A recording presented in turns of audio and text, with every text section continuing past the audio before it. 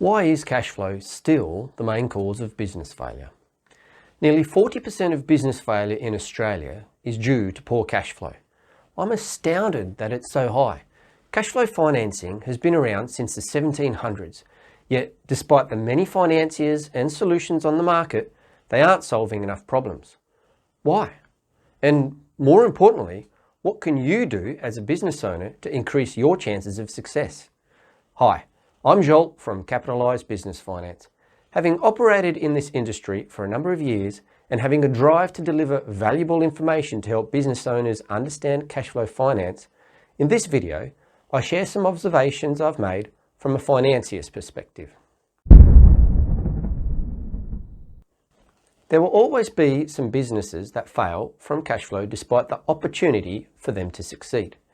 Aside from poor or mismanagement, you might consider bad luck as a cause of failure. Perhaps a business experiences a significant number of debtors failing to pay.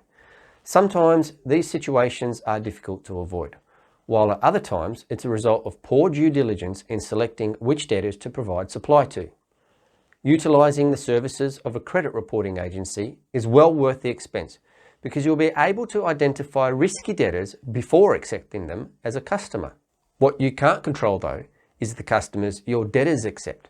If your debtors aren't paid by their customers, then you're not likely to be paid either. Sometimes it really does roll downhill. Before progressing to more reasons for failure, I want to highlight what I consider to be the fundamental problem with the debtor financing market. This one problem results in a number of poor outcomes. Unlike consumer finance, the business finance market isn't as highly regulated. In fact, when it comes to debtor finance, it's basically an unregulated market. What does this mean? It means that lenders aren't held to an ethical standard.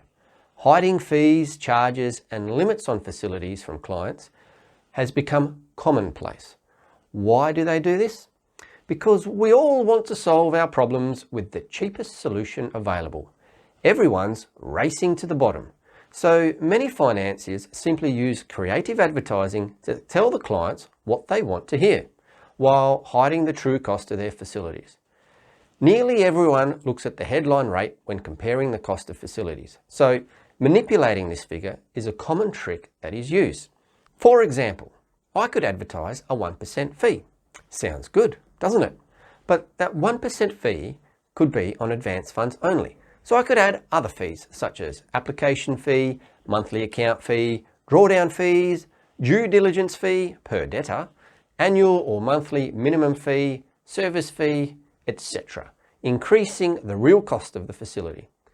Depending on the size of the fees and the size of the debtor finance facility, all of the fees combined can add to a significant figure.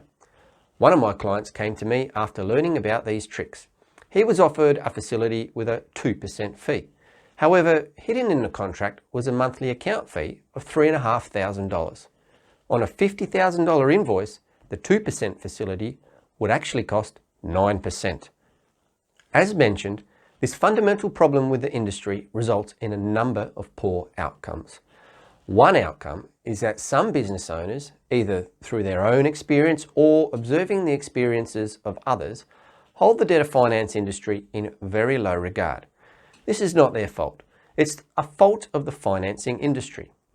As a result, some business owners are very defensive or cautious to the extent of appearing to be skeptical and having a negative, closed mindset. My own experience from the many networking events I attend is that some business owners simply shut off when they learn that I provide cash flow solutions. Again, this is not their fault. With over 200 years of history, this industry has managed to create a bad reputation for itself through low quality finance solutions and the unethical advertising I've described. From the outside, it can look like these business owners aren't willing to accept help. The real issue is that these business owners have been put off debtor finance to such a degree that they would be willing to risk their own business just to avoid using such facilities. Taking a step back and looking at these extra cautious business owners, if their business fails because they won't use a cash flow solution, it's fine. If there's a market for their product or service and their business stops supplying the market then another business will take its place. Eventually, the business best able to supply the market with the right service at the right price will succeed. If they don't need a cash flow solution to do so, great. If they do, the educated and conscious business owner will find the right solution for their business. They won't be hamstrung by opinion. As a human and a financier, I search for and value my clients who understand that I'm here to help them with cash flow. Having that open and grounded relationship with my clients makes it possible to provide them with the quality and flexibility of service that they value. I search for educated and conscious business owners as clients to work with. Having the right mindset is a huge advantage. Being open to possibilities and opportunities means that you will find growth where others don't. I'm not saying don't be cautious. You need to protect your business. But considering options based on facts rather than opinion increases your chances of business success. When searching for finance, it's common to utilise the services of a finance broker. Finance brokers can do a great job of increasing your options on how and where to obtain finance, and they can guide you to a solution that could fit your needs. They often have access to financiers and financing solutions that you may not be aware of. They can be a good source of information and knowledge on your financing options. But getting the best outcome from a broker depends on a number of factors. In the same way that some business owners don't understand modern debtor finance facilities, some finance brokers also lack the knowledge or have incorrect knowledge of how this industry works. Provided the right training, anyone can become a finance broker. Obviously, the better ones have experience and a history in the finance industry. If your broker doesn't understand your business, your needs, and how the raft of facilities operate, they'll simply compare facilities based on metrics such as the headline rate. We've already seen that these figures can be manipulated until they don't resemble reality. So it's important to avoid brokers who don't understand these tricks. You need to educate yourself to the point of being able to identify when the service you are receiving isn't of any value. Unless you clearly explain what you are looking for, and sometimes despite the fact that you do, brokers, like everyone else, will make assumptions on what you want or need. Being a property investor myself, I've experienced it many times when a broker will present to me the cheapest rate of finance available. Knowing that the rate isn't as important as many other features of a facility, I'm constantly reminding my brokers that the loan terms, securities, LVRs, and account flexibility, such as having an offset account, are much more important to me than the interest rate. I often hear, "We can do that, but not at such a cheap rate." Obviously. Saving 1% but not being able to grow my wealth is money poorly spent. Are your brokers presenting you with finance options that you are looking for, or are they assuming that you are looking for something else? Asking your broker for a cash flow solution isn't specific. You will get rubbish. If you haven't seen it, watch my video on what you need to know before selecting a debtor finance facility so that you can search for exactly what you need. Be specific. If you don't know what you want, you won't get what you need. But being specific may not always be enough. As with all professions, some brokers have much more knowledge and understanding of business finance than others. The more deals a broker writes, the more commissions he or she makes. So you will find many brokers advertising themselves broadly to attract many clients. Some advertise themselves as business finance or commercial finance brokers, even though they focus most of their time and effort into consumer lending. For example, home loans. They are easy to sell and in high demand, making them easy money for brokers. The jack of all trades broker may be fine for your standard home loan, but when it comes to specific business financing, you should seek the services of specialist business finance brokers. They are more likely to have a better understanding of your needs and better knowledge of the facilities on the marketplace. They should be better able to find a solution that's right for your business. Some brokers will specialise in certain fields, such as equipment finance or commercial property finance. So it may be advantageous to seek out these specialists if you need them. Many finance brokers will understand the basics of how debtor finance works, but some may not have real understanding of the differences between financiers. I've been asked, what's the difference between yourself and Scottish Pacific? The two can't be further apart. And some brokers won't understand the real benefits because they likely haven't used a debtor finance facility themselves. Having first-hand experience, my clients are my most vocal advocates. They really understand the difference and value I bring to their business. Also, be aware that just because a broker advertises themselves as commercial finance specialists, some will only consider secured lending, that is, secured loans. So read reviews, take note of the types of clients a broker works with, ask for references, and note the types of facilities they recommend to you. If it's not what you're looking for, then perhaps that broker isn't the right one for you. Finance brokers are either employees themselves or they operate their own broking business. They often operate under an aggregator, a middleman between the lenders and the broker. Aggregators provide things such as the operating software and commission processing functions, and access to the lenders. Each aggregator will have a panel of lenders which their brokers can refer business to. Not every lender is on every panel, meaning that a broker may not have access to the right financing facility for your business.